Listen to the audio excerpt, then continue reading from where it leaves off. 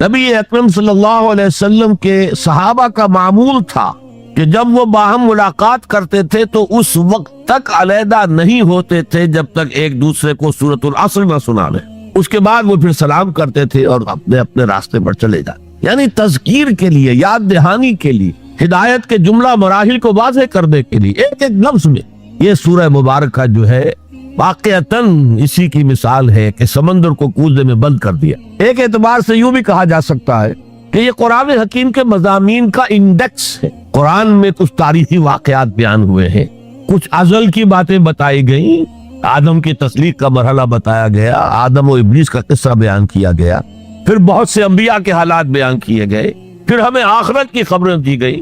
ان سب کی طرف اشارہ ہو گیا. والعصر، زمانہ گواہ، ان الانسان لفی خسر الا الذین آمنوا. اب یہ ایک بہت بڑا عنوان ہے قرآن کے مضامین کا، بہت جامع عنوان. آمنوا، جن کن چیزوں پر ایمان، کس انداز میں ایمان، یہ تشریح قرآن میں ملے گی آپ کو مکی صورتوں کے اندر. وعملوا الصالحات، تیسرا مضمون کیا ہے؟ اچھے اعمال، صالح اعمال. اسی کی تفسیر تو ہے، اخلاقی تعلیمات ہے، بیسک ہیومن موریلٹی کا تذکرہ ہے، پھر شریعت کے احکام ہے، یہ کرو یہ نہ کرو. یہ سب کیا ہے؟ عمل صالح کی تفسیر ہے. وتواصوا بالحق، یہ کیا ہے؟ یہ مختلف عنوانات سے قرآن مجید میں مضمون آیا. کہیں اس کو کہا گیا امر بالمعروف نہی عن المنکر، کہیں سے کہا گیا ادعو الی سبیل ربک، اور اس کے اوپر مفصل مضامین ہے. اور وتواصوا بالصبر، مدنی صورتوں میں جبکہ جنگیں ہو رہی تھی تو صبر کی جو تلقین آئی ہے جس طرح سے آئی وہ آپ کے علم میں، تو یہی تو مضامین ہے نا قرآن کے. تو گویا کہ سورۃ العصر جو ہے مضامین قرآن کا ایک جامع انڈیکس. چوتھی بات یہ نوٹ کر لیجئے کہ یہ کلام انتہائی مؤکد ہے، نہایت تاکیدی. پہلے تو اللہ قسم کھا رہا ہے. اللہ بغیر قسم کھائے بھی کوئی بات کہے تو مستند ہے ان کا فرمایا ہوا، لیکن تاکید کے لیے والعصر، زمانے کی قسم کھائے. ان الانسان لفی خسر، ان تاکید کے لیے، لفی لام پھر تاکید کے لیے، خسرن تفخیم کے لیے، معمولی خسارہ نہیں، 1000 2000 لاکھ 2 لاکھ کروڑ 2 کروڑ کا خسارہ نہیں، بہت بڑا خسارہ. تاکید کی انتہا. یہ 4 باتیں نوٹ کرنے کے بعد اب ذرا اس کا ترجمہ اور اس کا انالیسس دیکھیے. آیتیں 3 ہیں. والعصر، زمانے کی قسم ہے. یہ کلام مفید نہیں بنتا، اس سے کوئی معنی سمجھ میں نہیں آتے جب تک یہ معلوم نہ ہو کہ کس بات پر قسم کھائی جائے. لہذا بات بنے گی والعصر ان الانسان لفی خسر. اب یہ کلام مفید ہے، اس کے معنی سمجھ میں آ گئے.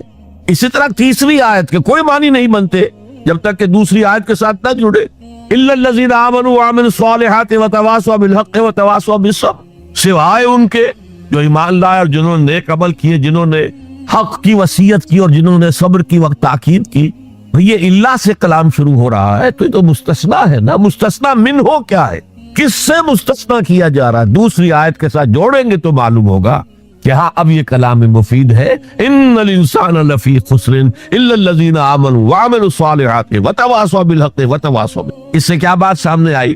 انگریزی میں جب آپ انالیسس کرتے ہیں کمپلیکس سینٹنس کا تو اس کا پرنسپل کلوز ایک ہوتا ہے. پرنسپل کلوز کیا ہے؟ ان الانسان لفی خسر. یہ اپنی جگہ ایک مکمل جملہ ہے، مکمل مفہوم کا حامل. اگرچہ پہلی آیت بھی اسی کے ساتھ جڑ جائے گی، تیسری بھی جڑ جائے گی، اور یہ تینوں مل کر بھی ایک جملہ بنتے ہیں.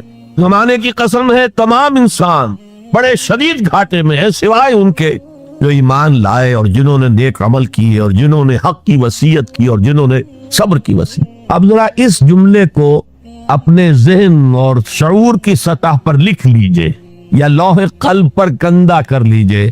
زمانے کی قسم ہے تمام انسان خسارے میں ہیں، گھاٹے میں، سوائے ان کے جو ایمان لائے اور جنہوں نے نیک عمل کیے اور جنہوں نے ایک دوسرے کو حق کی وصیت کی اور جنہوں نے صبر کی وصیت. اس جملے کو بار بار پڑھیے، بار بار پڑھیے، بار بار پڑھیے اور پھر کچھ نتیجے نکالیے. اس جملے میں کامیابی اور ناکامی کا ایک معیار ہمارے سامنے آ رہا ہے جو ہمارے عام طور پر ذہنوں میں معیارات قائم ہے کامیابی کے، ان سے بالکل مختلف. ہم کسے کامیابی سمجھتے ہیں؟ جو زیادہ دولت مند ہے زیادہ کامیاب ہے، جس کی جائیداد زیادہ ہے زیادہ کامیاب ہے، جس کی تجارت بہت پھیلی ہوئی ہے زیادہ کامیاب ہے، جس کے پاس عہدہ بہت بڑا ہے زیادہ کامیاب ہے. یہی ہمارے کامیابی کی تصورات ہیں. ان تمام تصورات کی نفی ہے. کامیابی ان چیزوں سے متعلق ہے ہی نہیں. کامیابی تو ان 4 چیزوں سے متعلق ہے.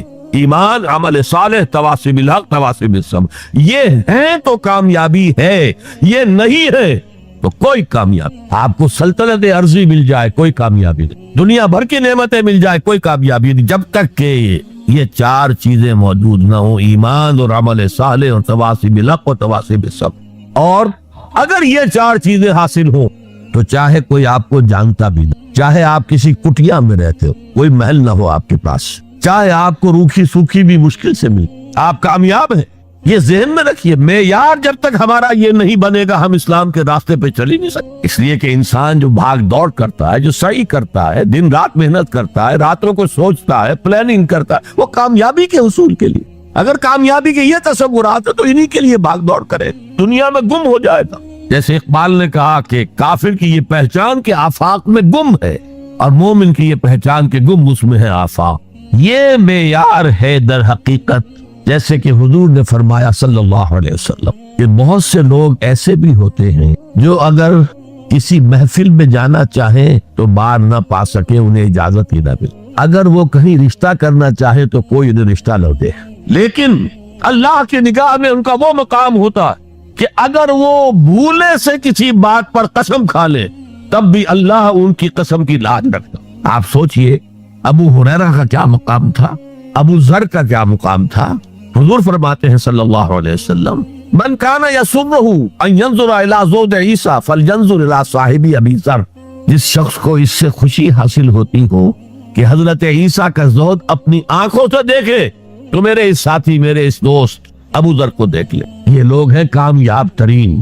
حضرت علی کی جب شادی ہو رہی تھی حضرت فاطمہ سے رضی اللہ تعالی عنہما، ان کے پاس کوئی مکان نہیں تھا، ایک انصاری صحابی نے ایک حجرہ دیا ہے جس میں کہ وداع ہو کر حضرت فاطمہ، کوئی گھر نہیں تھا، فقراء صحابہ میں سے تھے، مہر دینے کے لیے کچھ نہیں تھا۔ حضور نے پوچھا کچھ ہے علی تمہارے پاس مہر دینے کے لیے؟ اس کیا حضور کچھ نہیں میرے پاس۔ فرمایا تمہارے پاس وہ زرہ ہوتی تھی ایک؟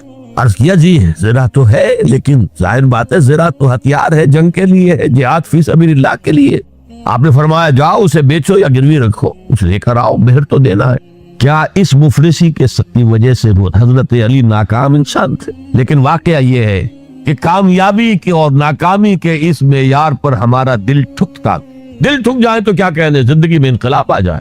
میں جو بات کہہ رہا ہوں دل گواہی دے گا کہ صحیح ہے، لیکن برا نہ مانے تو میں عرض کروں گا، قرآن مجید میں ایک آیت آئی ہے کہ اے محمد جو کچھ آپ کہہ رہے ہیں صلی اللہ علیہ وسلم، کوئی بات لگتی تو ٹھیک ہے، ان نظن الا ظنا وما نحن بمستيقنين، گمان سا تو ہوتا ہے جو آپ کہہ رہے ہیں ٹھیک ہے، میں یقین نہیں ہوتا، اور یقین جب تک نہیں ہوگا وہ آپ کی زندگی پر وہ اثر انداز نہیں ہو سکتا۔ وہ معیار کہنے کو ہم کہتے ہیں ہمارا آخرت پر ایمان ہے، اور آخرت کی زندگی ابدی زندگی ہے، اور اصل زندگی آخرت کی زندگی، وَإِنَّ دَارَ الْآخِرَةَ لَهِيَ الْحَيَوَانُ۔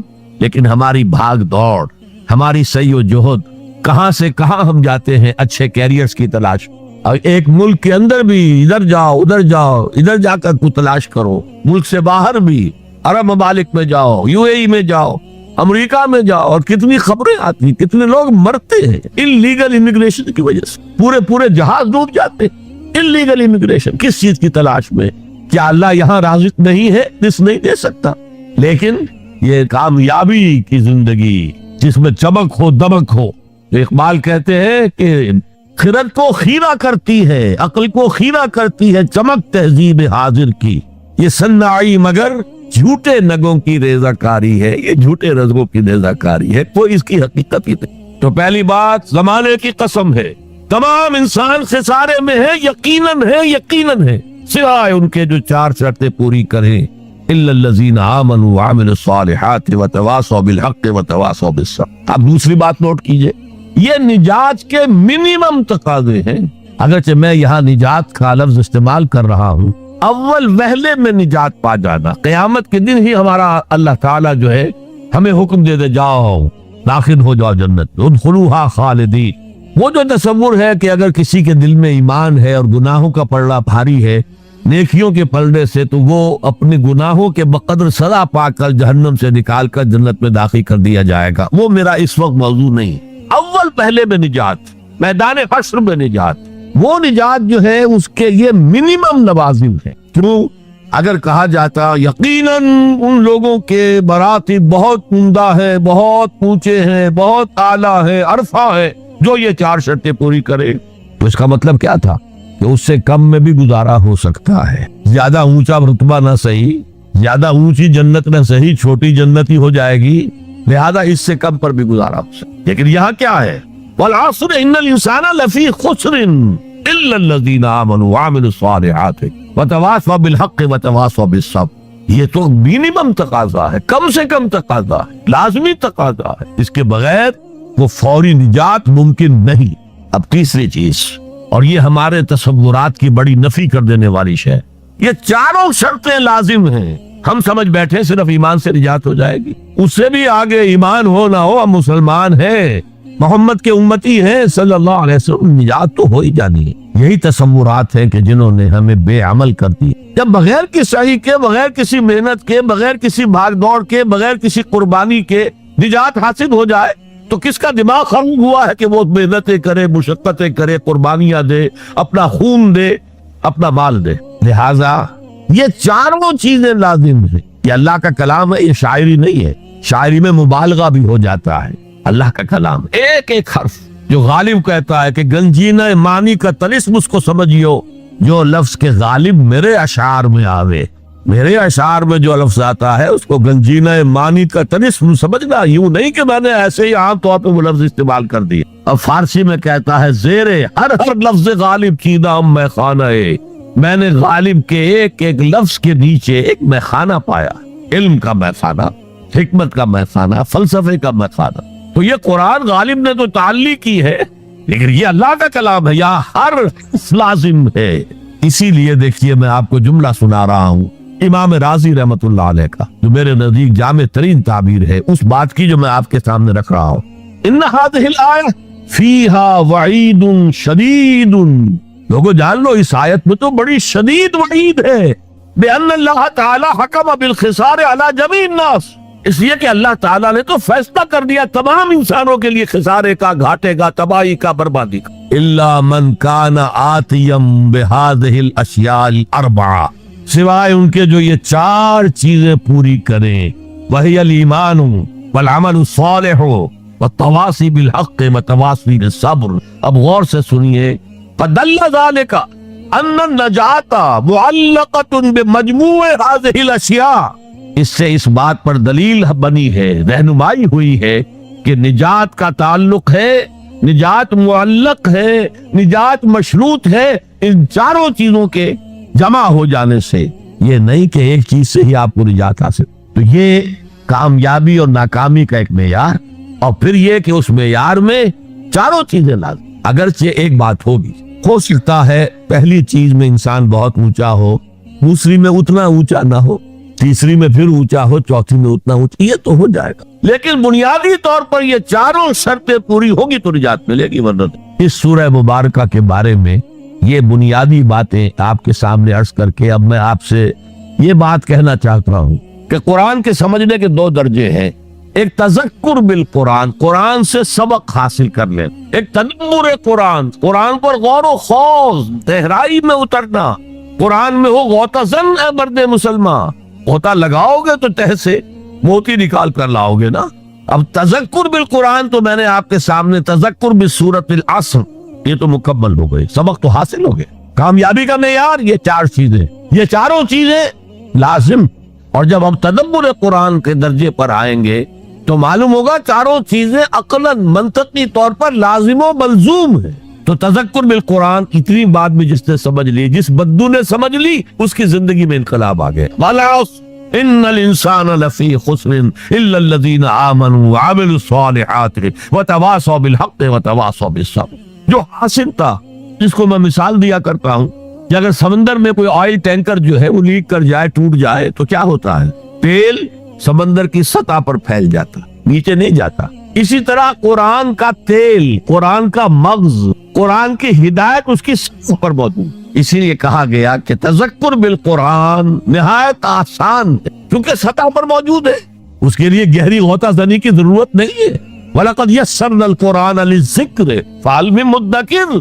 یاد دہانی حاصل کرنے کے لیے ہم نے قرآن کو بہت آسان کر دیا. تو ہے کوئی نصیحت اخذ کرنے والا ہے کوئی بنیادی ہدایت کا طالب؟ فہل من مدکر، تذکر بالقرآن کے اعتبار سے قرآن دنیا کی آسان ترین کتاب، تدبر قرآن کے اعتبار سے یہ دنیا کی مشکل ترین کتاب۔ کسی انسان کے لیے اس کی تہ میں پہنچ جانا ممکن نہیں، بس مستثنا اگر ایک ذات ہو سکتی ہے تو حضور صلی اللہ علیہ وسلم کی ذات مبارکہ۔ وہ تدبر قرآن پوری زندگیاں لوگ لگا کر یہ نہیں کہہ سکے کہ ہم نے پورا قرآن سمجھ لی۔ 30 جلدوں میں امام رازی تفسیر لکھ رہے، لیکن کتنے ہی مقامات پہ آخر میں کہتے واللہ اعلم، اللہ بہتر جانتا ہے، بس یہ میرا خیال یہ ہے، میں یقین سے نہیں کہہ سکتا۔ جیسے اقبال کا جو خطبات ہیں، اقبال کے جو مدراس میں دیے گئے تھے، The Reconstruction of Religious Thought in Islam، فلسفہ اسلام پر، وہ آج کے دور میں علم الکلام کے اعتبار سے بنیادی کتاب، لیکن اس کے دیباچے میں لکھتے ہیں میرا یہ دعویٰ نہیں ہے کہ جو کچھ میں نے کہا ہے وہی صحیح ہے، ہو سکتا ہے کہ وقت گزرنے کے ساتھ صحیح تر باتیں سامنے آئیں، ہمارا کام یہ ہے کہ طالب علمانہ انداز میں غور و فکر جاری رکھیں۔ تو تدبر قرآن کی کوئی حد نہیں، پوری زندگیاں لگا کر۔ خاص طور پر امام رازی کا ایک جملہ تو مجھے بھولتا نہیں، سورہ حدید کی جو آیت ہے هو الاول والآخر والظاہر والباطن، وہاں ایسے معلوم ہوتا ہے جیسے کھڑے کانپ رہے، لرز رہے۔ هذه الآیت اعلم ان هذا المقام مقام غامض عمیق مہیب، جان لو کہ یہ مقام بہت گہرا ہے، بڑا پرہیبت ہے اور بہت غامض ہے، اس کے مضامین آسانی سے سمجھنے والے نہیں ہیں۔ تو بہرحال اس تدبر قرآن کے اعتبار سے اب میں گفتگو کروں گا۔ والعصر، زمانے کی قسم۔ پہلی بات یہ نوٹ کیجئے کہ قسم جو قرآن مجید میں کھائی گئی ہے یا کھائی گئی ہیں قسمیں، ان سے مراد کیا ہوتا؟ ہم اگر قسم کھاتے ہیں اپنی کسی بات پر، اللہ کی قسم ہے، تو گویا کہ اللہ کو گواہ کے طور پر پیش کرتے ہیں کہ اللہ جانتا ہے، اللہ گواہ ہے، جو میں کہہ رہا ہوں سچ ہے۔ لیکن ہم قسم کھائیں گے کسی بزرگ ہستی کی، بڑی شے کی، اللہ کی قسم۔ قرآن میں جو متکلم ہے اللہ، اس سے اوپر کون ہے؟ لہذا قرآن مجید کی قسموں میں صرف ایک شے ہے، شہادت، گواہی۔ چنانچہ ترجمہ کیا ہوگا؟ زمانہ گواہ ہے کہ تمام انسان سے سارے۔ نمبر 2 نوٹ کیجئے، عصر کے معنی کیا؟ زمانہ، صرف زمانہ نہیں، وہ زمانہ جو تیزی سے گزر رہا۔ یہ 2 الفاظ استعمال ہوتے ہیں، ویسے تو عربی میں وقت کا لفظ بھی ہے، لیکن قرآن میں وہ لفظ آیا نہیں۔ 2 لفظ ہیں، عصر اور دہر، اور آپ کو معلوم ہے کہ دونوں کی یہ صورتیں ہیں، سورۃ الدہر بھی ہے، سورۃ العصر۔ ان دونوں میں فرق کیا ہے؟ فلسفے میں کہتے ہیں ایک سیریل ٹائم ہے، وہ وقت جو گزر رہا ہے، اس میں ماضی ہے، حال ہے، مستقبل ہے، یہ سیریل ٹائم۔ اور ایک دہر، یہ زمانہ، اس کی وسعت، یوں سمجھیے جدید اصطلاح میں time and space complex, time and space complex کو ظاہر کرتا ہے لفظ دہر۔ اسی لیے کہا گیا ہے هل أتى على الإنسان حين من الدهر لم يكن شيئا مذکورا، ایک وقت ایسا بھی نہیں تھا کہ انسان قابل ذکر شے نہیں تھا۔ کیا تھا؟ گندے پانی کی ایک بوند۔ تو یہاں عصر کی جو قسم کھائی گئی ہے اس کے مختلف پہلو ہیں جو علماء نے بیان کی۔ یہ عصر تیزی سے گزر رہا ہے، تیزی سے گزر رہا ہے، تیزی سے گزر رہا ہے۔ غافل تجھے گھڑیال یہ دیتا ہے منادی، گردوں نے گھڑی عمر کی ایک اور گھٹا دی۔ آپ سمجھتے آج میری عمر 71 برس ہو گئی، جب 72 کی ہو گئے 1 سال اور عمر بڑھ گئی۔ ارے بڑی کہاں گھٹ رہی ہے؟ اگر 80 برس تمہاری عمر کل ہونی ہے تو 1 سال اور گھٹ گیا، اگلے سال 1 اور گھٹ جائے گا۔ بھئی عمر بڑھ نہیں رہی، گھٹ رہی۔ غافل تجھے گھڑیال یہ دیتا ہے منادی، گردوں نے گھڑی عمر کی ایک اور گھٹا۔ امام رازی نے بھی یہ واقعہ نہیں کیا ہے کہ والعصر کا مفہوم میری سمجھ میں اس وقت آیا جب کہ میں نے بازار میں ایک برف فروش کو چیختے اور چلاتے ہوئے پایا، لوگوں کو جلدی میرا برف خرید لو ورنہ میں تباہ ہو جاؤں گا، اس لیے کہ وہ تو پانی بن جائے گا، پھر کیا قیمت اس کی ہوگی۔ اسی طرح یہ عمر جو ہے اس برف کی طرح پگھل رہی ہے، جا رہی ہے، لہذا یہ چونکانے کا انداز ہے۔ جیسے آپ کہتے ہیں زمانے کو تھام لو، زمانہ جو ہے اس کی قدر و قیمت کو پہچانو۔ والعصر، یہ تیزی سے گزر رہا ہے، یہ برف کی طرح پگھل رہا۔ اس کا ایک اور مفہوم بھی ہے جو شروع میں عرض کر چکا ہوں۔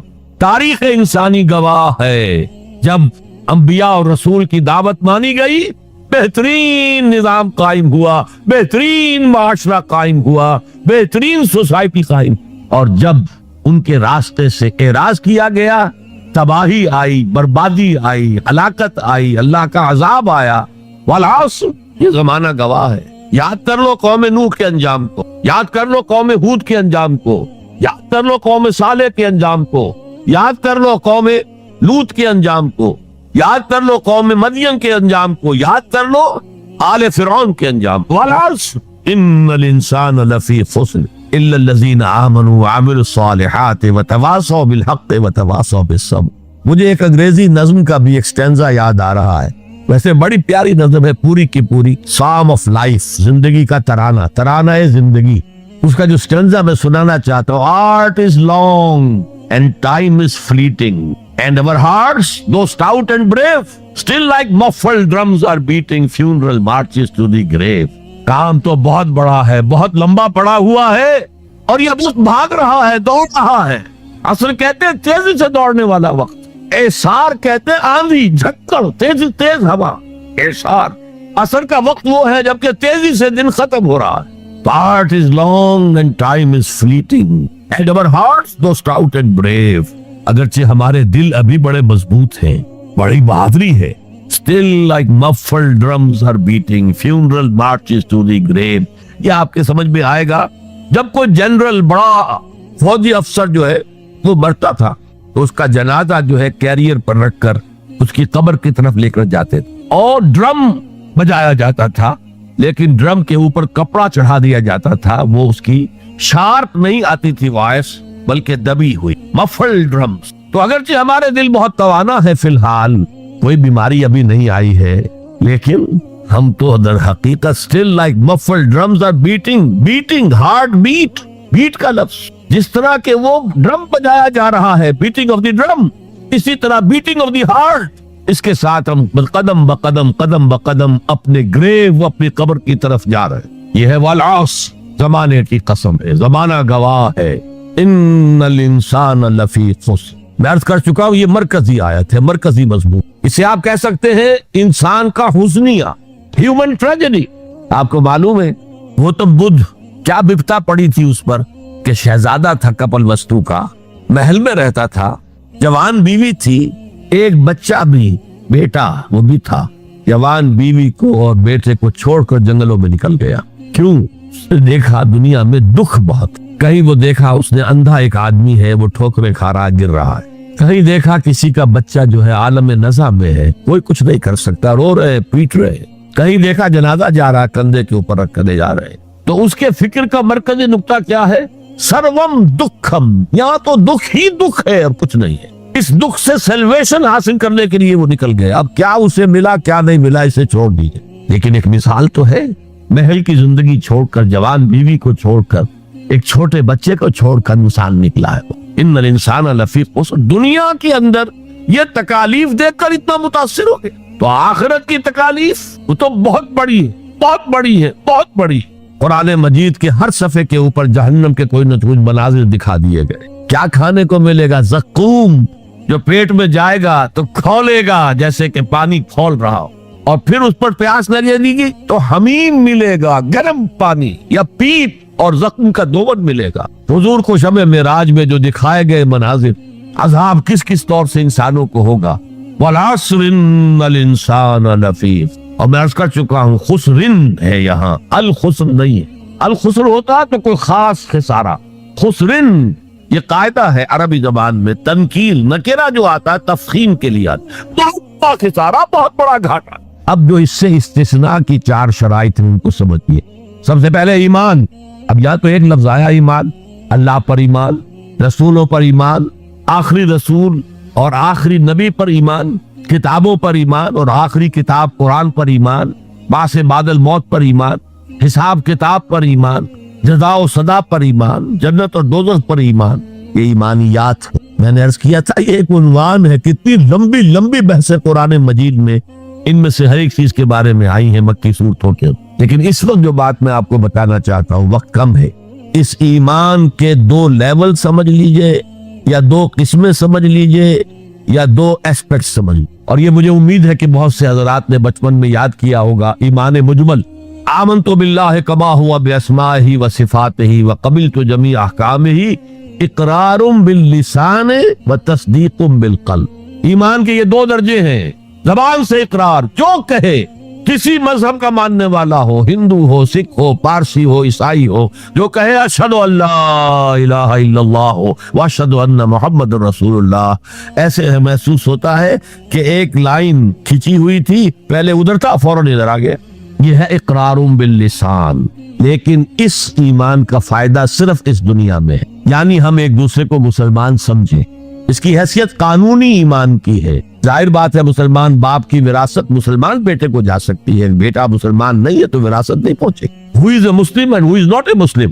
یہ لیگل کوسچن مسلمان ریاستوں کے اندر دستور میں ہوگا کہ یہاں ہیڈ آف دی اسٹیٹ مسلمان ہوگا، تو کتنا بڑا لیگل کوسچن ہے کہ کون ہے واقعی مسلمان کون نہیں ہے، تو بہت اہم ہے۔ لیکن اس کا سارا معاملہ اس دنیا تک ہے کہ ہم ایک دوسرے کو مسلمان سمجھیں۔ میں اپنی بیٹی نکاح میں دے سکتا ہوں کسی مسلمان۔ اصل ایمان کیا ہے؟ تصدیق بالقلب، جب دل میں اتر جائے، دل میں کھپ جائے، وہ ہے اصل ایمان۔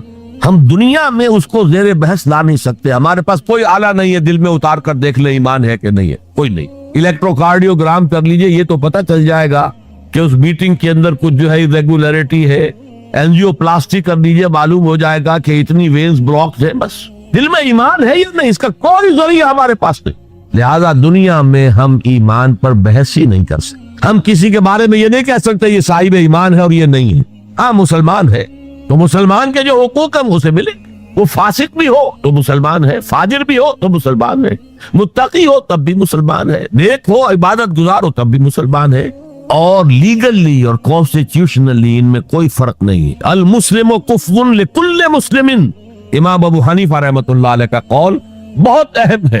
اتنی اہمیت تو اس کی ہے کہ ذرا سی ایک خطا ہو گئی تھی حضرت اسامہ ابن زید سے۔ حضور کو بہت محبت تھی اسامہ سے، اپنے پوتے کی طرح سمجھتے تھے، اس لیے کہ زید کو تو اپنا بیٹا بنایا ہوا تھا، زید ابن حارثہ کو۔ وہ تو بعد میں جب آئے تو اتنی کہ یہ کوئی منہ بولا بیٹا اسلام میں کوئی شے نہیں ہے، ورنہ پہلے انہیں کہتے تھے زید ابن محمد، اس کے بعد دوبارہ وہ زید ابن حارثہ رہ گئے۔ لیکن محبت کتنی تھی زید سے، اور اس اعتبار سے گویا کہ حضرت اسامہ ابن زید وہ تو حضور کے پوتوں کے مانے۔ ان سے غلطی ہو گئی، ایک جنگ میں ایک کافر کے ساتھ مقابلہ ہوا دو بدو۔ اس کافر نے جب سمجھا کہ میری تو بس ہو گئی، اب میں مزید مقابلہ نہیں کر سکتا، اب میری جان اس کے ہاتھ میں، اسامہ کے ہاتھ میں، انہوں نے پڑھ دیا کلمہ اشہد ان لا الہ الا اللہ واشہد ان محمد رسول۔ انہوں نے یہی سمجھا جو ہم ہوتے تو سمجھتے کہ جان بچانے کا ہیلا کر رہا ہے، لہذا گردن اڑا دی۔ کچھ دل میں اپنے خدشہ سا رہا، یہ صحیح کام کیا میں نے یا نہیں، یا ہو سکتا ہے حضور کو کسی اور ذریعے سے اطلاع پہنچی۔ طلب فرمایا اسامہ یہ تم نے کیا کیا؟ حضور اس نے جان بچانے کے لیے کلمہ پڑھا تھا، آپ نے نہیں کہا کہ تم غلط کر اللہ شقق قلبہ، تم نے اس کا دل چیر کے کیوں نہیں دیکھ لیا؟ یعنی نہ تم دل چیر کے دیکھ سکتے ہو، کیا تمہیں معلوم ہے، کیسے کہہ سکتے ہو یقین سے کہ اس نے جان بچانے کو کلمہ پڑھا؟ اور اے اسامہ کیا کرو گے قیامت کے دن جبکہ یہ کلمہ تمہارے خلاف استغاثہ لے کر آئے گا؟ تو اس کی بھی بہت بڑی اہمیت ہے۔ دنیا میں پورا لیگل اینڈ کانسٹیٹیوشنل نظام اسلام پر قائم ہے، اقرار باللسان پر قائم، لیکن اصل ایمان دل میں۔ یہ سورہ حجرات میں فرمایا گیا جو اس موضوع پر قرآن حکیم کی اہم ترین آیات ہے، آیت نمبر 14 ہے یہ، قالت الاعراب آمنا قل لم تؤمنوا ولکن قولوا اسلم۔ اے نبی یہ بدو جو ہیں یہ کہہ رہے ہیں ہم ایمان لے آئے، دعویٰ کر رہے ہیں ایمان کا، آپ ان سے کہہ دیجئے تم ایمان ہرگز نہیں لائے ہو، یوں کہو کہ ہم مسلمان ہو گئے ہیں، ہم نے اطاعت قبول کی۔ وَلَمَّا يَدْخُلِ الْإِيمَانُ فِي قُلُوبِكُمْ، ابھی تک ایمان تمہارے دلوں میں داخل نہیں ہوا۔ اللہ تو کہہ سکتا ہے نا، یہ کون سے بدو تھے اصل میں جان لیجئے، اِذَا جَاءَ نَصْرُ اللَّهِ وَالْفَتْحُ وَرَأَيْتَ النَّاسَ يَدْخُلُونَ فِي دِينِ اللَّهِ أَفْوَاجًا، جب حضور کو آخری فتح حاصل ہو گئی تو اب تمام قبیلوں نے باہم مشورہ کیا اپنی اپنی جگہ پر، it's no use resisting now, اب ہم مزید جو ہے محمد کا راستہ روک نہیں سکتے صلی اللہ علیہ وسلم، چلو چلے اور چل کر اسلام لے آئے۔ اب اس وقت جو اسلام لائے لوگ، ان کی تین حالتیں ہو سکتی تھی، ایک تو یہ کہ واقعی ایمان دیانت کے ساتھ، شعور کے ساتھ، خلوص کے ساتھ ایمان لائے تو وہ مومن ہو گئے، اور ایسا بھی ہو سکتا ہے کچھ لوگوں نے سوچا کہ اب تو ہمارا بس جو ہے نہیں چل رہا ہے، ابھی تو دبک جاؤ ذرا، پھر موقع کا انتظار کر کے کھڑے ہوں گے دوبارہ اور پھر ہم ان کو ختم کر دیں گے، جیسے کہ ہوا حضور کے انتقال کے بعد کتنے بڑے بڑے فتنے اٹھے، جھوٹے نبی کھڑے ہو گئے، مانعین زکوٰۃ کھڑے ہو گئے۔ تیسرا کہ نہ تو مثبت طور پر ان کے دلوں میں ایمان تھا، نہ منفی طور پر دھوکہ دینا مقصود تھا، بس ٹھیک ہے سب جا رہے ہیں ہم بھی ایمان لے آتے ہیں. نہ ایمان نہ نفاق. وہ پہلے جنہوں نے دھوکہ دینے کے لیے اور ٹائم گین کرنے کے لیے اور اس لیے کہ اب ہمارا بس نہیں چل رہا ہے پھر دیکھیں گے پھر کھڑے ہوں گے, جو انہوں نے یہ کیا وہ منافق. جو صدق کے دل سے ایمان لائے وہ مومن. درمیان میں وہ جو رہ گئے وہ مسلم تو ہے, منافق بھی نہیں ہے مومن بھی نہیں. اس بحث پر ایک عنوان قائم کیا ہے امام ابن تیمیہ نے, اثبات الاسلام بغیر الایمان, بغیر ایمان کے اسلام کا اثبات. اس لیے کہ جب قرآن یہ کہہ رہا ہے قالت الاعراب آمنا قل لم تؤمنوا ولكن قولوا اسلمنا ولما يدخل الايمان في قلوبكم, لیکن اگر تم اللہ اور اس کے رسول کی اطاعت کرتے رہے تو ہم تمہارے اعمال میں سے کچھ کمی نہیں کرتے. اس کا مطلب کیا ہوا؟ منافق تو نہ ہوئے. اگر منافق ہوتے تو منافق کا تو کوئی عمل قبول نہیں. لہذا نہ مومن نہ منافق بلکہ مسلم, صرف مسلم. آج کے مسلمانوں کا آپ اگر جائزہ لیں, تجزیہ کریں, عظیم اکثریت 1,00,000 میں سے 99,999 اس کیٹیگری میں فال کر. ایمان کہاں ہے؟ یقین کہاں ہے؟ ہر شخص اپنے غریبان میں جھانکے مرنے کے بعد جی اٹھنے کا یقین ہے. کیا یقین ہے کہ اصل زندگی آخرت کی زندگی ہے؟ وَإِنَّ الدَّارَ الْآخِرَةَ لَهِيَ الْحَيَوَانُ. یقین ہے کہ یہ قرآن اللہ کا کلام ہے. سورہ واقعہ کی آیات, أَفَبِهَذَا الْحَدِيثِ أَنْتُمْ مُدْهِنُونَ وَتَجْعَلُونَ رِزْقَكُمْ أَنَّكُمْ تُكَذِّبُونَ. تم اپنے عمل سے قرآن کی تکذیب کر رہے ہو. کہتے تھے وہ قرآن اللہ کا کلام ہے, ہمارا عقیدہ ہے. اللہ نے سود کو حرام کیا, تم سودی کاروبار کر رہے ہو. ما آمن بالقرآن من استحل محارمہ. کوئی ایمان نہیں ہے قرآن پر اس شخص کا جس نے اللہ کی حرام کردہ شے, قرآن کی حرام کردہ شے کو اپنے لیے جائز ٹھہرا لیا. تو یہ ایمان ہے اصل میں وہ شے جو دل میں داخل ہو جائے. چنانچہ یہاں تو نفی کی گئی نا اس کی. تم اپنے آپ کو مسلمان کہہ سکتے ہو, مومن نہیں کہہ سکتے. لیکن صحابہ کرام جو سچے اور پکے مومن تھے ان کے بارے میں کیا فرمایا؟ وَلَكِنَّ اللَّهَ حَبَّبَ إِلَيْكُمُ الْإِيمَانَ وَزَيَّنَهُ فِي قُلُوبِكُمْ.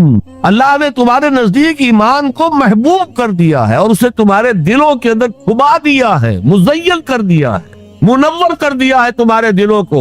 دل کا ایمان یہ ہے اصل کی. اور اصل ایمان کی تعریف کیا ہے؟ پھر دیکھیے کس قدر نیچرل سیکوینس ہے, منطقی بات ہے. یہ بندو کہہ رہے ہیں ہم ایمان لے آئے, نبی کہہ دیجئے تم ایمان ہرگز نہیں لائے ہو. ما آمن تم نہیں آیا ہے, لم تؤمنوا یہ تاکید کے لیے ہوتا ہے, بہت تاکید. ہرگز ایمان نہیں لائے ہو. ولکن قولوا اسلمنا, بلکہ کہو کہ ہم اسلام لے آئے ہیں, ہم نے اطاعت قبول کر. ولما يدخل الايمان في قلوبكم, ابھی تب ایمان تمہارے دلوں میں داخل نہیں آیا. وَإِن تُطِيعُوا اللَّهَ وَرَسُولَهُ لَا يَلِدْكُم مِّنْ أَعْمَالِكُمْ شَيْئًا إِنَّ اللَّهَ غَفُورٌ رَحِيمٌ. اس حالت میں بھی اگر تم اللہ اور اس کے رسول کی اطاعت کرتے رہو گے تو یہ اللہ تعالیٰ چونکہ غفور اور رحیم ہے, یہ رعایت کرے گا کہ تمہارے اعمال کو تسلیم کر لے گا اور اس کے اجر سے تمہیں محروم نہیں کرے. لیکن اصل سیکوینس جو میں بتا رہا تھا, اب اس آیت کے نتیجے میں سوال پیدا ہو گیا نا, ڈیفائن ایمان. Tell us what is ایمان. We want to be accepted as Mormons. تو بتانا جائے ایمان کیا ہے, اس کے تقاضے کیا ہے. کانٹیکسٹ کے اعتبار سے یہ قرآن مجید کی اہم ترین آیت ہے ایمان کو ڈیفائن کرتے. انما المؤمنون الذين آمنوا بالله ورسوله ثم لم يرتابوا وجاهدوا باموالهم وانفسهم في سبيل الله. مومن تو صرف وہ ہے جو ایمان لائے اللہ پر, اس کے رسول پر, پھر شک میں ہرگز نہیں پڑے, یقین کی کیفیت ہو گئی. ابھی آپ نے سورہ تکاثر سنی تھی, علم الیقین, علم الیقین. ایک تیسرا درجہ اور ہے حق الیقین. یقین کے بھی 3 درجے ہیں, معمولی بات نہیں ہے. ایک ہے حدیث میں جسے کہا گیا احسان. حضرت جبرائیل نے حضور سے پوچھا اخبرنی عن الاحسان, آپ نے فرمایا ان تعبد اللہ. ایک روایت میں ان تعمل للہ ہے, تیسری روایت میں ان تخشى اللہ کانک تراہ فإن لم تکن تراہ فإنہ یراک.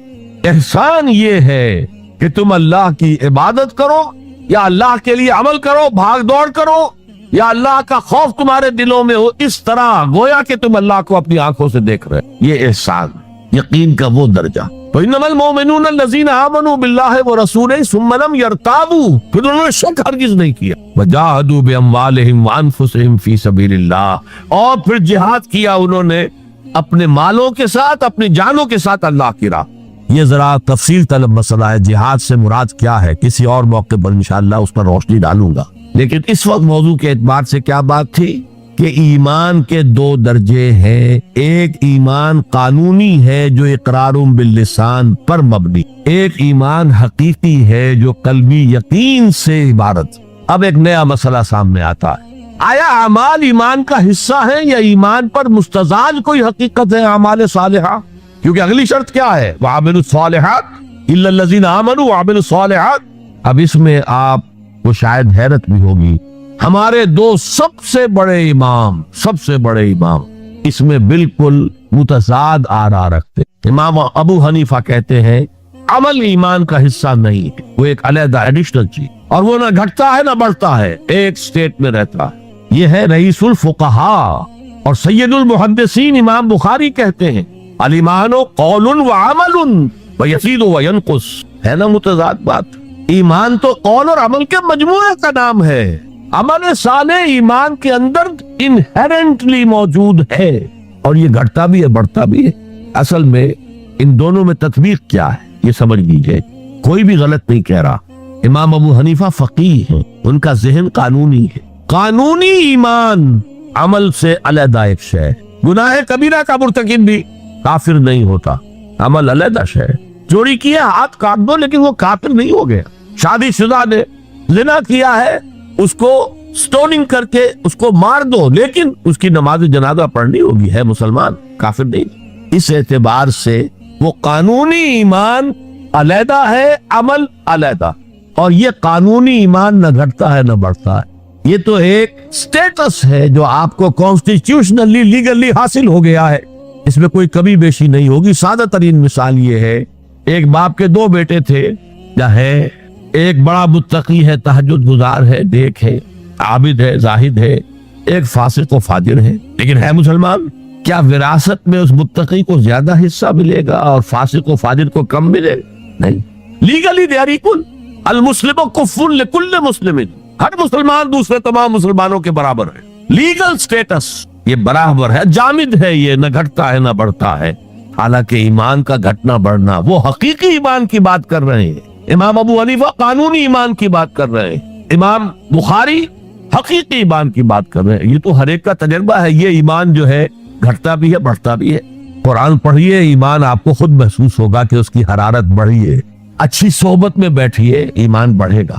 آوارہ قسم کے لوگوں میں بیٹھ کر گپے لڑائیے، ایمان گھٹے گا۔ خود محسوس ہو جائے گا کہ کوئی برف کی طرح کچھ ہے اندر پگھل رہی۔ قرآن میں آتا زادتہم ایمانا، ان کے ایمان کے اندر اضافہ ہو گیا۔ تو کیسے کہا جا سکتا ایمان گھٹتا بڑھتا نہیں؟ ایمان حقیقی گھٹتا بھی ہے بڑھتا بھی ہے، لیکن قانونی ایمان یہ ایک جامد سٹیٹس ہے، ایک لیگل کانسٹیٹیوشنل سٹیٹس ہے، یہ نہ گھٹتا ہے نہ بڑھتا، اور عمل اس کے اندر داخل نہیں ہے، عمل اس پر مستضاد ہے، علیحدہ ہے۔ تو پہلی شرط کے بارے میں اس قدر باتیں میں نے بتائیں، زیادہ تفصیل میں جانے کا موقع دے۔ اب دوسری شرط کیا ہے؟ وَعَمِلُوا الصَّالِحَاتِ۔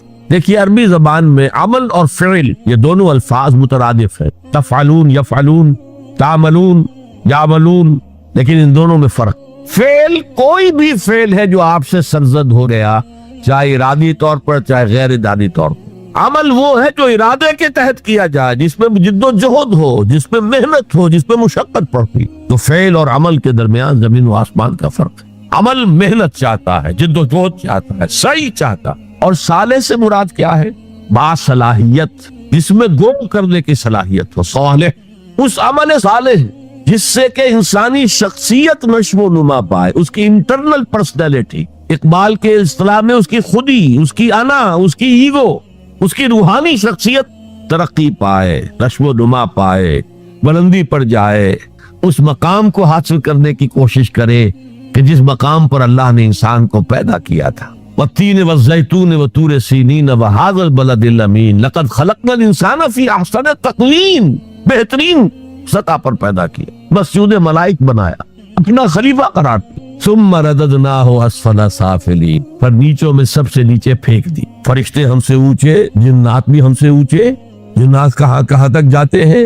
میرا یہ خیال ہے کہ کم سے کم سولر سسٹم تک تو جنات کی رسائی ہے، آگے ہے یا نہیں میں نہیں کہہ سکتا، لیکن یہ انسان اب محنت کرے گا۔ نیچے اگر پھینک دیا گیا تھا الا الذین آمنوا وعملوا الصالحات، جو ایمان لائیں گے اور نیک عمل کریں گے وہ پھر ریگین کر لیں گے اپنے اس مقام کو جس مقام پر انہیں اصلاً پیدا کیا گیا۔ اور جو لوگ اس مقام کو حاصل نہیں کر سکتے ان کے بارے میں قرآن کہتا ہے اولئک کالانعام، سورہ اعراف میں، یہ چوپایوں کے مانند ہیں، حیوانات ہیں، بل ہم اضل، بلکہ ان سے بھی گئے گزرے۔ کیوں؟ حیوان کو جس سطح پر پیدا کیا گیا اس پر اپنی زندگی گزار رہا ہے، اس سے اوپر کی کوئی صلاحیت دی نہیں گئی۔ انسان کو لقد خلقنا الانسان فی احسن تقویم، اگر انسان حیوان کی سطح پر گر جائے جیسے کہ آج گر چکے تو حیوانات سے بدتر۔ اولئک کالانعام بل ہم اضل، لہم قلوب لا یفقہون بہا، لہم اعین لا یبصرون بہا، لہم آذان لا یسمعون بہا۔ ان کا دل ہے اس سے غور نہیں کرتے، آنکھیں ہیں ان سے دیکھتے نہیں ہیں، کان ہیں ان سے سنتے نہیں۔ کیا ابو جہل آنکھ سے نہیں دیکھتا تھا؟ کیا ابو جہل کان سے نہیں سنتا تھا؟ یہ وہ انر شخصیت ہے آپ کی، وہ روحانی شخصیت ہے آپ کی، جو دیکھتی ہے بغیر ان آنکھوں کے، جو سنتی ہے بغیر ان کانوں کے، جو غور و فکر کرتی ہے اس عقل سے نہیں بلکہ اس قلب سے۔ تو اللہ نے تو سب کچھ دیا تھا، ہر ایک میں وہ روح پھونکی ہوئی ہے، لیکن یہ لوگ اپنی اس روح سے بیگانہ ہو گئے ہیں، بھول گئے ہیں کہ ہمارے اندر کوئی ڈیوائن ایلیمنٹ بھی ہے۔ ڈیوائن سپارک، یہ لفظ جو ہے مغربی فلسفے میں استعمال ہوتا ہے۔ ڈیوائن سپارک، ایک شعلہ ملکوتی ہمارے اندر ہے، انہوں نے بھی دیکھا ہے، لیکن آج کا انسان خاص طور پر ڈارون کے نظریے کے پھیلاؤ کی وجہ سے، یہ نظریہ بایولوجی کے میدان کا نظریہ تھا اور بایولوجی کے میدان میں اسے تقریباً ریجیکٹ کیا جا چکا، لیکن سوشل سائنسز میں اس طرح پرمیٹ کر چکا، سوشولوجی میں، سائیکولوجی میں اس طرح پرمیٹ کر گیا ہے کہ آج کا انسان اپنے آپ کو سوائے حیوان کے کچھ نہیں سمجھتا۔ یہ ہیومن ٹریجڈی سب سے اونچی ہے، وہ شرف جو اللہ نے عطا کیا تھا، وہ مقام اور مرتبہ جو اللہ نے عطا کیا تھا، اس سے انسان خود مستعفی ہو گیا۔ نتیجہ کیا نکلا ہے کہ جیسے ہم کہتے ہیں کہ گھوڑا اور گدھا، کیا فرق ہے؟ گھوڑا ذرا ریفائنڈ اینیمل ہے، کم غلط ہے اس میں، گدھا بیچارہ کورس اینیمل ہے، باقی فرق کیا ہے یہ بتائیں۔ اسی طرح انسان اور شمپینزی اور گوریلا میں کیا فرق ہے یہ بتائیں ہمیں۔ عمل صالح جو ہے وہ اس لیے ہے، اور یہ بھی نوٹ کر لیجئے جب یہ صورت اتری تو عمل صالح سے کیا مراد تھا؟ شریعت تو ابھی نازل ہی نہیں ہوئی، عمل صالح ایک ہی تھا، ایک ان الذین قالوا ربنا اللہ ثم استقاموا، جنہوں نے کہا ہمارا رب اللہ ہے پھر جم گئے، چاہے مارا جا رہا ہے، چاہے دہکتے ہوئے انگاروں پر لٹایا جا رہا ہے۔ خباب بن الارت رضی اللہ تعالی عنہ لوہار تھے پیشے کے اعتبار سے، بلایا گیا، حضور پر ایمان لے آئے تھے، انگارے زمین پر بچھا دیے گئے، دہکتے ہوئے انگارے، کہا اتارو کرتا، اتار دیا، لیٹ جاؤ، لیٹ گئے انگاروں کے اوپر، اس لیے کہ حضور کا حکم یہ تھا چاہے تمہارے ٹکڑے کر دیں، چاہے تمہیں بھون دے، تم نے کوئی جوابی کارروائی نہیں کرنی۔ کفو ایدیکم، اپنے ہاتھ بندے رکھ۔ قرآن میں تو یہ کہیں جا کر سورہ نساء میں حکم آیا ہے، ایک زمانہ تھا جب کہ تمہیں حکم تھا کہ اپنے ہاتھ روکے رکھو، مکے میں یہ حکم حضور نے دیا تھا، لہذا لیٹ گئے، پیٹھ کی کھال جلی، چربی پگھلی، اس سے وہ انگارے ٹھنڈے ہوئے۔ ان الذین قالوا ربنا اللہ ثم استقاموا، پھر جم گئے۔ یا صرف ایک عبادت دی گئی تھی، راتوں کو کھڑے رہا کرو، یا ایھا المزمل قم اللیل الا قلیلا نصفہ او انقص منہ قلیلا او زد علیہ ورتل القرآن ترتیلا۔ اے کمبل میں لپٹ کر لیٹنے والے صلی اللہ علیہ وسلم، کھڑے رہا کرو رات کو سوائے تھوڑے سے حصے کے، نصفہ آدھی رات، او انقص منہ قلیلا، یا اس میں سے کچھ کم کر لو تو ایک تہائی رات، او زد علیہ، یا آدھی رات پر اور اضافہ کرو تو دو تہائی رات، اور قرآن پڑھتے رہو پڑھتے رہو پڑھتے رہو پڑھتے رہو۔ حالانکہ قرآن کتنا نازل ہوا تھا ابھی؟ کیا یہ 30 پارے موجود تھے؟ جو چند آیتیں اتری ہیں، repeat and repeat and repeat and repeat, burn down into your heart and brain, یہ عبادت۔ باقی نہ ابھی 5 وقتہ نماز ہے، نہ روزہ ہے، کوئی شے نہیں، نہ سود حرام ہے، نہ شراب حرام ہے۔ تو عمل الصالحات اب ہمارے سامنے جب آئیں گے تو اس کے 2 حصے ہیں، ایک بیسک ہیومن موریلٹی، وہ چیزیں جو تمام ادیان، تمام مذاہب، تمام فلسفوں کے اندر مشترک ہے۔ جھوٹ بولنا برا ہے، سچ بولنا اچھا ہے، وعدہ پورا کرنا اچھا ہے، وعدہ خلافی کرنا برا ہے، کسی کی ضرورت پوری کر دینا اچھا ہے اور کسی کو جھڑک دینا برا ہے، والدین کی خدمت کرنا اچھا ہے اور اس سے اعراض کرنا برا ہے، کون نہیں جانتا؟ یہ تو ہے بیسک موریلٹی جو مکی صورتوں میں شروع میں آئی ہے، بہت تکرار کے ساتھ۔ ارأیت الذی یکذب بالدین فذلک الذی یدعو الیتیم ولا یحض علی طعام المسکین، کیا تم نے دیکھا اس شخص کو جو جزا و سزا کا منکر ہے، آخرت کا منکر ہے؟ وہی تو ہے جو یتیم کو دھکے دیتا ہے اور مساکین کو کھانا خود کھلانا تو درکنار، کسی اور کو بھی کہنے کو تیار نہیں ہے کہ کھانا کھلا دو۔ پتہ نہیں پلٹ کر وہ کہہ دے تم کیوں نہیں کھلاتے۔ ویل لکل ہمزۃ لمزہ، ہلاکت ہے ہر اس شخص کے لیے جو رو در رو عیب چینی کرتا ہے یا پیچھے برائی کرتا ہے، طنز کرتا ہے۔ ویل لکل ہمزۃ لمزہ الذی جمع مالا وعددہ، مال جمع کرتا ہے، گنتا رہتا ہے، اب میرا بیلنس شیٹ یہاں آ گیا ہے، اب بیلنس شیٹ یہاں آ گیا ہے، پہلے اتنے کروڑ کے ایسٹس تھے، آج اتنے کروڑ کے۔ اسی حساب کتاب میں بیسک ہیومن موریلٹی اور شریعت کے احکام یہ دونوں آئیں گے۔ اب وہ شریعت پوری ہو چکی محمد رسول اللہ صلی اللہ علیہ وسلم پر، اب ہمیں اس پر عمل کرنا ہے، اور یہ تو بوجھ نہیں ہے، یہ ہماری شخصیت کی نشو و نما کے لیے۔ میں ایک مثال دیا کرتا ہوں، آپ کسی پہاڑی اسٹیشن کی طرف جا رہے ہوں، گرما کا صدر مقام کوئی ہوتے ہیں، پہاڑی شملہ ہوتا تھا کبھی، تو آپ دیکھیں گے سڑک پر جاؤ بجا نشانات لگے ہوئے، یہاں سپیڈ کم کر لو ورنہ ٹرن ایسا آ رہا ہے کہ ہو سکتا ہے کہ سپیڈ کم نہ ہو تو تمہاری گاڑی جو ہے وہ سیدھی کھائی میں جائے۔ تو یہ جو کوشچنز یہ اس کی بھلائی کے لیے ہے۔ آدمی کہ خامخواہ ہمارے اوپر پابندی لگا رکھی ہے، یہ نہیں، تمہاری بھلائی کے لیے، شریعت تمہاری بھلائی کے لیے، تمہاری شخصیت کے صحیح نشو و نما کے لیے، تاکہ تم اس مقام پر پہنچ جاؤ جس مقام پر کہ اللہ تعالیٰ نے تمہیں پیدا کیا تھا۔ والتین والزیتون وطور سینین وہذا البلد الامین لقد خلقنا الانسان فی احسن تقویم۔ اچھا اب ذرا چند احادیث سن لی۔ حقیقی ایمان کے اعتبار سے میں نے آپ کو بتایا، امام بخاری کے نزدیک عمل علیحدہ نہیں ہے، ایمان کا جز، اور بے شمار احادیث اس پر دلالت کرتی۔ حضور فرماتے ہیں صلی اللہ علیہ وسلم واللہ لا یؤمنو واللہ لا یؤمنو واللہ لا یؤمنو، خدا کی قسم فلاں شخص مومن نہیں ہے، خدا کی قسم وہ مومن نہیں ہے، خدا کی قسم وہ مومن نہیں۔ صحابہ لرز گئے، کانپ گئے، کون ہے بدبخت اور شقی جس کے بارے میں اللہ کے رسول 3 مرتبہ اللہ کی قسم کھا کر کہہ رہے کہ وہ مومن نہیں؟ پوچھا گیا من یا رسول اللہ، اللہ کے رسول کون؟ فرمایا الذی لا یامن جارہ بوائقہ، وہ شخص جس کی ایذا رسانی سے اس کا پڑوسی امن میں نہیں ہے، چین میں نہیں۔ کیسے سیپریٹ کریں گے ایمان کو عمل سے؟ ہے کوئی آری جو کاٹ دے ان کو علیحدہ علیحدہ کر دے؟ لیکن یہ حقیقی ایمان کی بات ہے، قانونی ایمان کی بات نہیں ہے۔ ویسے یہ تو کوئی گناہ کبیرہ بھی نہیں، یہ تو کج خلقی ہے نہ صرف، لیکن اس کے اوپر 3 دفعہ قسم کھائی جا رہی ہے، مومن نہیں ہے، نہیں ہے، نہیں۔ فرمایا لا یزنی الزانی حین یزنی وہو مومن، کوئی زانی حالت ایمان میں زنا نہیں کرتا۔ وہ ایمان 2 کوڑی کا نہیں کہ جو دل میں موجود ہو اور پھر کوئی شخص زنا کرے، تو کیا قیمت ہے اس ایمان کی؟ 2 کوڑی نہیں ہے۔ ولا یسرق السارق حین یسرق وہو مومن، اور نہ ہی کوئی چور جب چوری کرتا ہے تو وہ مومن ہوتا ہے۔ ولا یشرب الخمر حین یشرب وہو مومن، اور نہ کوئی شرابی شراب پیتا ہے تو اس وقت مومن ہوتا ہے، مومن نہیں ہوتا۔ ہاں توبہ کرے تو ایمان واپس آ جائے۔ الا الذین تابوا وآمنوا وعملوا الصالحات وعملوا عملا صالحا فاولئک یبدل اللہ سیئات حسنات، ہاں جو گناہ کرنے کے بعد توبہ کرے اور ایمان لائے، تجدید ایمان کرے، اس لیے کہ گناہ کی وجہ سے ایمان زائل ہو گیا۔ ویسے بعض احادیث سے یہ بھی معلوم ہوتا ہے کہ جب وہ گناہ کر رہا ہے اس وقت وہ ایمان دل سے نکل جاتا ہے، لیکن ایک پرندے کے مانند اس کے سر پر چکر لگاتا رہتا۔ جب گناہ سے فارغ ہو جاتا ہے تو ایمان واپس آ جاتا ہے۔ یہ اللہ کا بڑا فضل اور کرم ہے۔ جیسے کہ وہاں کہا گیا تھا کہ ایمان تو نہیں لائے ہو، پھر بھی وَإِن تُطِيعُوا اللَّهَ وَرَسُولَهُ لَا يَلِدْكُم مِّنْ أَعْمَالِكُمْ شَيْئًا إِنَّ اللَّهَ غَفُورٌ رَّحِيمٌ۔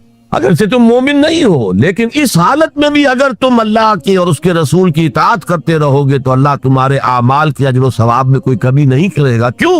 اللہ غفور ہے، رحیم ہے۔ یہ اس کی شان غفاری، شان رحیمی کا صدقہ ہے۔ اسی طرح منطق تو یہ چاہتی ہے کہ گناہ کے بعد جب تک توبہ نہ کی جائے ایمان نہ آئے دل میں دوبارہ۔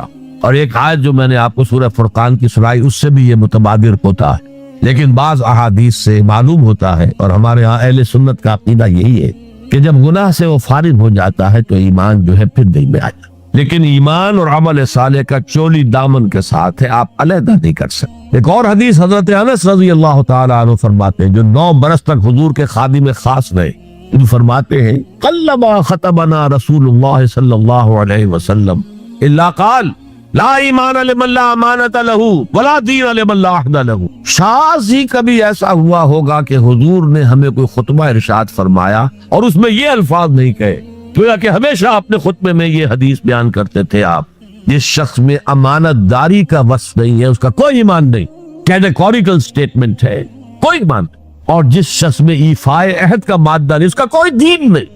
دین تو نام ہے، آپ عہد کرتے ہیں اللہ سے، ایاک نعبد و ایاک نستعین، اے اللہ ہم تیری ہی بندگی کرتے ہیں اور کرتے رہیں گے، اور اے اللہ ہم تجھ ہی سے مدد مانگتے ہیں اور مانگتے رہیں گے۔ جو شخص چھوٹی چھوٹی باتوں میں وعدہ خلافی کرے وہ اتنے بڑے وعدے کو نبھائے گا جو پوری زندگی کے اوپر حق ہے۔ تو یہ نوٹ کر لیجئے، لیگل لیول پر، لیگل ایمان کے لیول پر ایمان علیحدہ، عمل علیحدہ، حقیقی لیول پر، قلبی ایمان والے لیول پر ایمان اور عمل صالح گتھے ہوئے ہیں، چولی دامن کا ساتھ ہے، ان کو ایک